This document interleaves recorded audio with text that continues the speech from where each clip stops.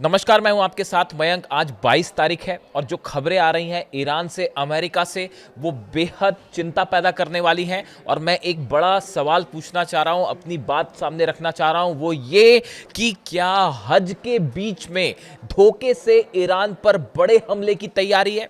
देखिए, ये वो सवाल है जो कई घटनाक्रम ऐसे हो रहे हैं जो इस ओर इशारा कर रहे हैं कि देखिए हज शुरू होने वाला है और हज के दौरान, हज के बीच में ईरान पर धोखे से बड़ा स्ट्राइक हो सकती है, बड़ा हमला हो सकता है और इसके लिए ईरान को तैयार रहना होगा। अब ये बात क्यों कही जा रही है, ये बात क्यों निकल के आ रही है, ये बड़े गौर करने वाली बात है। देखिए, मैं आपको बार बार ये बात कहता हूं कि जो चीज ऊपर से दिखाई दे रही है उसमें और जो चीज अंदर हो रही है उसमें जमीन आसमान का अंतर है। अब देखिए, ये बात आखिर आ कहां से रही है कि हज के बीच स्ट्राइक हो सकती है। देखिए, सबसे बड़ी वजह जो इस समय है चर्चा में है कि नेतन्याहू और ट्रंप के बीच में फोन पर बातचीत हुई, जिसमें नेतन्याहू जो है वो ट्रंप से सख्त नाराज हुए और ट्रंप ने कहा कि अभी हमला नहीं करना चाहिए, लेकिन नेतन्याहू चाहते थे कि हमला पहले होना चाहिए। अब दिखाने की कोशिश क्या हो रही है ये समझिए जरा, आप खुद सोच के देखिए कि डोनाल्ड ट्रंप की नेतन्याहू से फोन पर बातचीत हो और इस बारे में खबरें मीडिया में बाहर कैसे आ सकती है। अमेरिका के राष्ट्रपति की इजराइल के प्रधानमंत्री से ईरान को हमले को लेकर खुफिया बात होती है और यह मीडिया में लीक हो जाती है और उसमें यह बता दिया जाता है कि डोनाल्ड ट्रंप ने कहा है कि अभी हमला नहीं करते हैं और नेतन्याहू इस बात को लेकर डोनाल्ड ट्रंप से नाराज भी हो गए। क्या ऐसा हो सकता है वाकई? और ये बात मीडिया में लीक क्यों है? आप देखिए, समझिए इस बात को कि दिखाने की कोशिश क्या हो रही है। जबकि जो तैयारियां कह रही हैं, एक बड़े हमले की तैयारी में इजराइल भी तैयार है और अमेरिका भी तैयार है। कम से कम 20 से 25 जेट्स पिछले 48 घंटे के अंदर बेन गुरियन एयरपोर्ट पर लैंड हो चुके हैं और वो सब के सब रिफ्यूलिंग जेट्स हैं, F-35 फाइटर जेट्स हैं और तरह तरह के हथियारों के साथ वो रेडी है अमेरिका के इजराइल के एयरपोर्ट पर हमला करने के लिए। यानी बड़ी कोशिश है इस तरह की ये दिखाने की कि शायद अब बातचीत आगे हो या इस तरह की बातें आगे हो, लेकिन असली तैयारी कुछ और कहती है। इसके अलावा देखिए, एक बड़ा खबरें ये भी है कि अगले 3 से 4 दिनों में आप नोटिस करिएगा इस बात को, ईरान में अलग अलग जगह से एक बार फिर हिंसा की खबरें आ सकती हैं, प्रदर्शन की खबरें आ सकती हैं। उसकी वजह है CIA ने और मोसाद ने एक बार फिर ईरान में प्रदर्शन करने, हिंसा करने की तैयारी नहीं बल्कि शुरू कर दिया उसे। और कोशिश यह है कि एक बार फिर ईरान में असंतोष फैलाया जाए, लोगों को प्रदर्शन करने के लिए उकसाया जाए। इस तरह की खबरें आप नजर रखिएगा, अगले 2 से 3 दिन के अंदर आपको सुनाई पड़ेगी कि ईरान में फला जगह प्रदर्शन हुआ, ईरान में फला जगह हिंसा हुई। इस तरह की खबरें आने लगेंगी, क्योंकि अगर आप सीधा स्ट्राइक करते हैं, ईरान ने अपने आप को बड़ा तेजी से मजबूत किया है। जो रिपोर्ट्स कह रही हैं, खुफिया रिपोर्ट्स कह रही हैं, ये जो सीज फायर का टाइम था, इसमें ईरान ने अपने आप को हर स्तर पर तेजी से मजबूत कर लिया है। तो अब सीधा एक बार फिर कोशिश हो रही है कि वो जो प्रदर्शन का दौर जनवरी में हुआ था उसी तरह से फिर से किया जाए और अमेरिका और इजराइल इस काम में लग गए। इसके अलावा आप देखिए, जो खबरें हैं अंदर ही अंदर, खुफिया जो खबरें हैं कि एक बड़ा कोवर्ट ऑपरेशन कर सकता है CIA और मोसाद। ईरान में कई जगह अंदर धमाके किए जा सकते हैं, ईरान में जो है हिंसा फैलाने की कोशिश हो सकती है, इस तरह की खबरें सामने आ सकती हैं। और सबसे बड़ी बात, कोवर्ट ऑपरेशन के जरिए कई बड़ी हस्तियों को निशाना बनाने की कोशिश की जा सकती है। और टॉप में है ईरान के सेना प्रमुख, IRGC के प्रमुख अहमद वाहिदी साहब। इस समय अमेरिका की राह में सबसे बड़ा रोड़ा कोई है जो कि पूरे अमेरिका के सामने सीना ठोक के खड़े हो गए हैं, वो है IRGC के प्रमुख अहमद वाहिदी साहब। IRGC के प्रमुख, और उन्होंने ये बात साफ कर दी। ये देखिए, पूरा जो प्लान था, जिस तरह से हमले हुए, अली खामेनी साहब का असैसिनेशन होता है, उसके बाद मुस्तफा खामेनी जो सुप्रीम लीडर हैं वो घायल होते हैं। ऐसे हालात में देखिए कई बड़े लीडर्स को असैसिनेट कर दिया ईरान के। इन सूरत में जो कमान संभाली वो संभाली सेना प्रमुख ने, IRGC चीफ ने, अहमद वाहिदी साहब ने। और उन्होंने ये सीज फायर के टाइम पे हर स्तर पर ईरान को एक मजबूत किले में परिवर्तित कर दिया है। हॉर्मूज से लेकर तेहरान के आसमान से लेकर तेहरान की जमीन से लेकर ईरान के बॉर्डर्स को लेकर मिसाइल्स को लेकर अब ईरान इतना ज़्यादा एग्रेसिव है। मैं आपको उनकी बयान बताऊंगा कि वो हालात ऐसे हो गए हैं कि ईरान अब हर मामले पर भारी पड़ता दिखाई दे रहा है। आपने नोटिस किया कल क्या बयान आए, 3 ईरान की तरफ से जो 3 बयान आए, ईरान की तरफ से बयान आए कि अगर अब हमला हुआ तो ये वर्ल्ड वॉर की शुरुआत होगी। ये ईरान की सेना की तरफ से बयान आया है कि अगर अब की बार ट्रंप ने हमला किया तो ये वर्ल्ड वॉर की शुरुआत होगी। अब ईरान ने बात क्यों कही? कहीं ना कहीं पुतिन से और चीन से कोई ना कोई इंडिकेशन तो दिया गया, कुछ बात तो हुई होगी ईरान की। उसके बाद क्या इस तरह के बयान दिए जा रहे हैं? आप देखिए उस तरफ से रूस किस तरह से भिड़ा हुआ है नाटो के साथ, और वो इंग्लैंड का जो ब्रिटेन का जो खुफिया प्लेन था वो आ गया था सामने रूस के फाइटर जेट के। वो देखिएगा अलग से, वो पूरी जबरदस्त कहानी है वो कि किस तरह से ब्रिटेन के फाइटर जेट को रूसी फाइटर जेट ने वापस भगा दिया और पीछे खदेड़ दिया। और फ्रांस की जो न्यूक्लियर तैयारी चल रही है डिफेंस की, वो और रूस जो है आमने सामने है। पुतिन ने न्यूक्लियर एक्सरसाइज शुरू कर दी है कि अगर न्यूक्लियर हमला होता है तो क्या किया जाए। उसके लिए मिसाइल्स जो हैं वो तैयार कर ली गई हैं, कैसे अपलोड होगा, हर चीज की तैयारी है। तो वो नेटो के साथ अपना तनाव चरम पर है, और ऐसे समय में ईरान ये कह रहा है कि अगर हमला किया तो वर्ल्ड वॉर होगा। समझिए इशारों को। दूसरी तरफ जो है बात ईरान की तरफ से कही गई, कल बड़ा बयान आया। लगातार ये बात ईरान के विदेश मंत्री जो हैं वो लगातार ये इशारा कर रहे हैं कि अब्बास अराक्ची साहब की अब की बार हमला हुआ, जो ईरान की सेना ने कल कहा कि अगर अब की बार हमला होता है तो हम वो हथियार निकालेंगे जो अब तक हमने ना किसी तरह के परीक्षण में सामने दिखाए हैं, ना किसी तरह के हमले में हमने यूज किए। यानी हम वो हमला करने के लिए तैयार हैं, उन हथियारों से हमला करने के लिए तैयार हैं जिसने दुनिया ने कभी हमारे पास देखे ही नहीं है।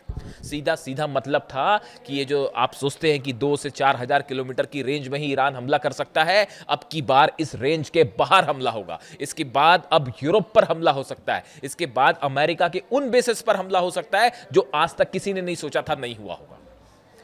ईरान ने अपनी रेंज बड़ी करके युद्ध को पेश करने की कोशिश की है कि अगली बार आप हमला करेंगे तो नतीजा देखिएगा क्या होगा। इसके अलावा बड़ी जो एक और डेवलपमेंट है हॉर्मूज में जो है, वो ईरान ने एक बार फिर यूएई के एक टैंकर को ड्रोन से तबाह कर दिया। हॉर्मूज के इलाके में यूएई का टैंकर बिना आरजीसी के परमिशन के, ईरान की सेना के परमिशन के क्रॉस करना चाह रहा था। शाहिद 136 से ईरान की सेना ने सीधा उस पर हमला कर दिया, ड्रोन जाके सीधा उस पर गिरा और उस पर आग लग गई। ईरान की सेना का कहना ऐसा है, ईरान ने साफ कर दिया हॉर्मूज में अब उसने अपने पॉइंट भी डिसाइड कर दिए और ये बात फिर साबित कर दी है कि ऐसा है, हॉर्मूज में हमारी परमिशन के बिना तो परिंदा भी पर नहीं मार सकता, अब आपको जो करना है कर लो। और वो यूएई का जहाज बिना परमिशन के अंडर आया तो उसको सीधा जो है ठोक दिया ईरान ने और क्लेम भी कर लिया कि, और बयान भी दे दिया। ये वैसा मामला नहीं है कि जो है वो न्यूक्लियर सेंटर पर जब हमला हुआ तो उस समय ईरान ने नहीं किया, ईरान ने कोई क्लेम नहीं किया, ईरान ने वो हमला किया ही नहीं था। यूएई के अबू धाबी का जो परमाणु सेंटर है बरका, जिस पर ड्रोन गिरा था जनरेटर पर, वो हमला ईरान की तरफ से नहीं था। ये बात अब साबित हो गई। वो पहले स्पेकुलेशन थे, वो कोशिश कैसी थी क्या थी वो सब आप जानते ही हो, फॉल्स फ्लैग ऑपरेशन था वो। तो वो हमला नहीं किया था, तो आरजीसी ने क्लेम नहीं किया। मैंने आपको इसीलिए कहा कि ईरान जब हमले करता है तो क्लेम कर लेती है आरजीसी तुरंत कि हाँ हमने किया है, सीना ठोक के क्लेम करते हैं जी हमने हमला किया था। तो वो ये वाला जो जहाज पे टैंकर पर अटैक है, वो यूएई का जहाज बिना परमिशन के आया टैंकर, इन्होंने शाहिद 136 मार दिया और वो सीधा जाके गिर गया। वो पिक्चर भी रिलीज कर दी और ईरान की सेना ने कह भी दिया कि साहब ये हमला हमारा है, अगली बार अगर आओगे तो फिर ठोकेंगे।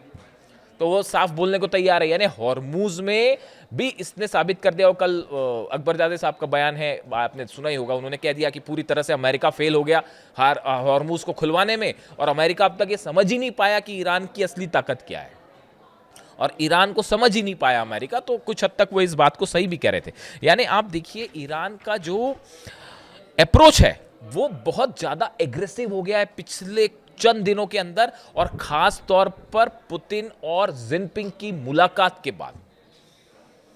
और बड़ी खबर, अब देखिए ये जो खबर है जिसको लेकर तमाम चर्चाएं हैं कि पाकिस्तान के सेना प्रमुख तेहरान उसको निगोशिएट करने के लिए मुनीर को भेजा गया और मुनीर की जो है ईरान के अधिकारियों से मुलाकात हुई है, बात हुई है। लेकिन मुस्तबा खामेनी के तरफ से एक बात साफ कर दी गई है ईरान की सेना को, अपने डिप्लोमेट्स को, कि ईरान का यूरेनियम ईरान से बाहर नहीं जाएगा।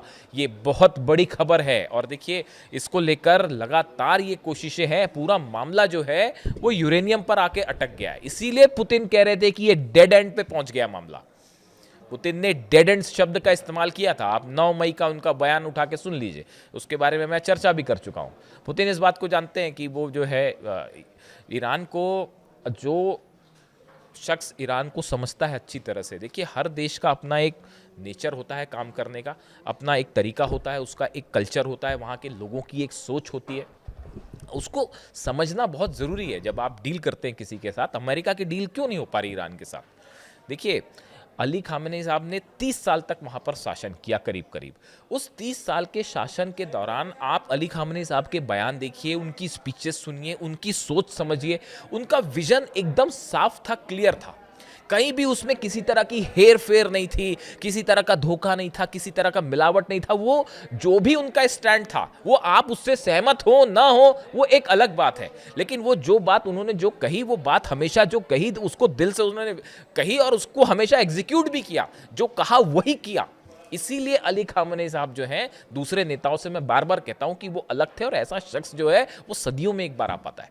आज उनकी शहादत के बाद पूरा ईरान उनके साथ खड़ा हो गया और उनका विजन बिल्कुल साफ था कि अमेरिका जो है वो अरब और ईरान की लड़ाई करवा के इस पूरे क्षेत्र पर कब्जा करना चाहता है। मिनरल रिसोर्सेज जो है, रेयर अर्थ मटेरियल हो, चाहे पेट्रोकेमिकल्स हो, तेल हो, ऑयल हो, गैस हो, इस पूरे इलाके पे अपनी हेजेमनी चाहता है, पूरा कंट्रोल चाहिए अमेरिका को।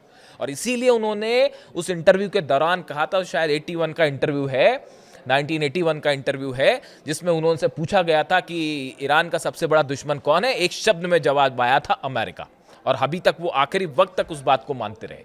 तो किसी सूरत में उन्होंने अपने ईरान को 30 साल तक यही सिखाया है कि किसी सूरत में साहब सरेंडर जैसा शब्द ईरान की डिक्शनरी में है ही नहीं। वो ये कह रहे हैं, मुस्तबा खामेनी कह रहे हैं कि या तो हम शहीद होंगे और या फिर जंग जीतेंगे। कोई सरेंडर वरेंडर और इस तरह की कोई बात ही नहीं है, इस तरह की कोशिश ही नहीं है। ये क्यों बार बार अमेरिका के उपराष्ट्रपति की तरफ से या विदेश मंत्री की तरफ से या राष्ट्रपति की तरफ से इस तरह के बयान आते हैं कि ऐसा कर देंगे, वैसा कर देंगे, झुका देंगे? इसका कोई मतलब ही नहीं है। इसीलिए ईरान कह रहा है कि आप समझ ही नहीं पाए कि हम कौन है। इमाम हुसैन वाले जो प्रिंसिपल्स हैं वो कूट कूट के ईरान की जनता में है, ईरान के खून में दौड़ रहे हैं साहब, वो कोई मतलब ही नहीं है, वो कोशिश ही छोड़ दीजिए आप। तो ये जो डील वाली जो बात है, चर्चा वाली बात जो है, इन सबको देख के ऐसा लगता है, देखिए हमने बात शुरू जो की थी कि इसकी बड़ी आशंका जताई जा रही है, जहां से हमने बात शुरू की कि क्या हज के बीच में क्या ये कोशिश है अमेरिका की कि ऊपर से ये दिखाया जाए कि नहीं बातचीत हो रही है, बातचीत हो रही है, बातचीत हो रही है, और उसके बीच में अचानक से हमला कर दिया जाए। लेकिन उसमें भी ये भी सुनिश्चित किया जाए कि ईरान के अधिकारियों को, अब देखिए अली खामेनी साहब ने तो हटने से छिपने से मना कर दिया था, जाते और चाहते तो वो कहीं ऐसी जगह हाइड आउट में चले जाते, खोज ही नहीं पाते। आप जागरोस की पहाड़ में पूरी अमेरिका की आप लाखों फौज भी उतार लेते तो जागरोस की पहाड़ी में आप किसी को नहीं खोज सकते अगर कोई छुप जाए वहाँ जाके। लेकिन वो हाइड आउट में कभी नहीं गए, उन्होंने कहा कि मैं सामने रहूँगा हमेशा।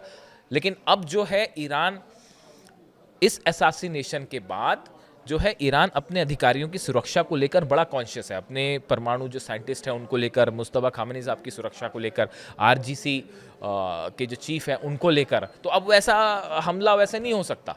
तो जब तक ये बड़े अधिकारी सुरक्षित हैं तब तक आप क्या कर लेंगे? कुछ नहीं करेंगे। अब तो ईरान संभल भी चुका है, कई सारे टेस्ट भी हो चुके हैं और बड़ी मिसाइल्स का दावा कर रहा है। तो ऐसे में ये कई एक्सपर्ट्स का मानना है कि ये दिखाने की कोशिश कि ट्रंप अब बातचीत करना चाह रहे हैं, वो हमला नहीं करेंगे, नेतन्याहू से उनकी लड़ाई भी हो गई है, इस तरह की खबरें आप मीडिया में रखिए, प्रचार करिए और उसके बाद धोखे से एक दिन बड़ी स्ट्राइक कीजिए जिस दिन आपको कुछ लोकेशन समझ में आ जाए।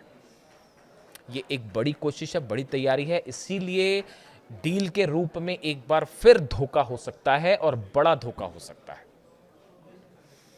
और दूसरी तरफ वो क्यूबा पर हमले की तैयारी अलग चल रही है, क्योंकि मिड टर्म पोल है तो किसी तरह जो है वो अपनी साख बचानी है। तो अब ईरान को नहीं हरा पाए ईरान जीत रहा है तो अब एक काम करते हैं कि क्यूबा पर हमला कर देते हैं, तो थोड़ी नाक तो बचेगी, बस ये कोशिश है और कुछ नहीं, जो एक्सपर्ट्स बता रहे हैं। तो ऐसी स्थिति में जो खबरें हैं उसके मुताबिक हज के दौरान, देखिए पिछली बार कई रमज़ान के बीच में हमला हुआ था पिछली बार, ध्यान रखिएगा इस बात को, तो हज के बीच में भी हमला हो सकता है।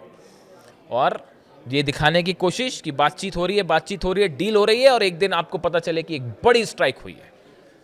इसीलिए एक बार फिर डील के रूप में धोखा आ सकता है। और भले देखिए जनरल मुनीर जो प्रस्ताव लेके गए हैं उस पर जो है किस तरह से आगे डेवलपमेंट होंगे, अरब देश उस पर क्या बोलेंगे, बहुत सारी चीज़ें जो बहुत वेग हैं, लेकिन जो बात क्लियर है वो ये है कि अमेरिका और ईरान के बीच में कोई डील इसलिए नहीं हो सकती कि किसी तरह का कोई विश्वास है ही नहीं।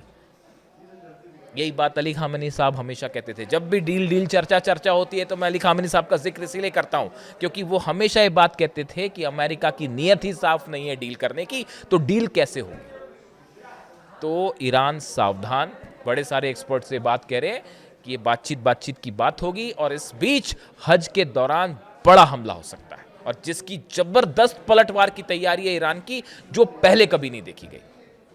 वीडियो कैसा लगा कमेंट करके ज़रूर बताइए, अपनी राय रखिए, मैं आपके सारे कमेंट्स पढ़ता हूँ। Thank you so much.